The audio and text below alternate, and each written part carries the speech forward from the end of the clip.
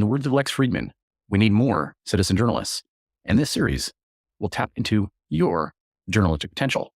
I promise. Masterpieces in museums. Masterpieces in museums, reconsidering the cult of artistic reverence.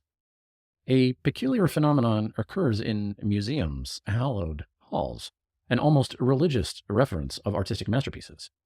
The conventional wisdom asserts that these works of art, carefully preserved and displayed, possess an inherent value worthy of our utmost admiration and reverence. However, it is time to challenge this conventional wisdom and critically examine the cult-like status bestowed upon museum masterpieces. By delving into history, embracing intellectual rigor, and questioning the unquestionable, we can redefine our relationship with art and how we consume it.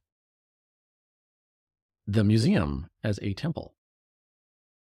Art museums, with their solemn architecture and hushed reverence, mimic the structure and atmosphere of religious institutions. Visitors tread softly, whispering their awe and basking in the reflected glory of renowned masterpieces. This elevation of artworks to the status of sacred relics suggests an inherent belief in their intangible nature, a belief that deserves scrutiny. Historically, art has often tied to religious devotion and power as a tool for political propaganda or religious indoctrination. Iconoclasm and the deliberate destruction of religious icons reveals the fragility and fecklessness of the reverence bestowed upon such objects. Nevertheless, divorced from an explicitly religious context, the masterpieces housed within museums still remain an air of sanctity that begs to be examined critically. The myth of objective aesthetics. The cult of artistic reverence presupposes an objective measure of aesthetic value, assuming that a select few works possess a higher caliber of artistic merit than others. However, this assumption crumbles under scrutiny. As they say, beauty lies in the eye of the beholder, and aesthetics are inherently subjective. Consider the case of Vincent van Gogh, whose masterpieces now adorn museum walls. During his lifetime, his work was widely disregarded and mocked.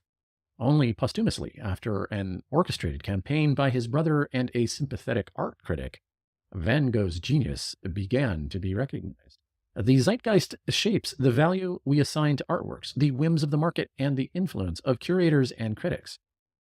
It is a delicate dance between art and power. The elitist nature of museums. By their very nature, museums create a hierarchy that perpetuates exclusivity and elitism. The limited space available for display ensures that not only a fraction of artistic output throughout history can be showcased. While driven by expertise, taste, and historical significance, this curatorial selection ultimately reinforces a limited canon of art that fails to represent human creativity's diverse and multifaceted nature. The power dynamics within the art world, with its gatekeepers and tastemakers, play a significant role in determining what is deemed worthy of preservation and display. This selection process is not infallible. It is susceptible to biases, cultural blind spots, and political considerations. We must recognize the need for a more inclusive and diverse representation of artistic expressions to challenge the cult of artistic reverence. Reimagining the consumption of art. We must consider our approach to consuming art to liberate ourselves from the shackles of the cult of artistic reverence. Instead of treating masterpieces as relics encased in glass, let us encourage interaction and reinterpretation.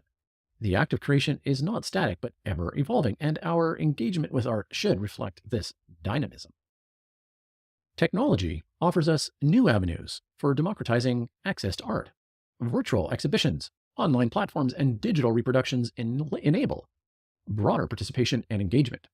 By embracing these tools, we can challenge the notion that art should be experienced within the confines of a museum's walls, and instead encourage a more accessible and interactive relationship between the artist, the artwork, and the audience.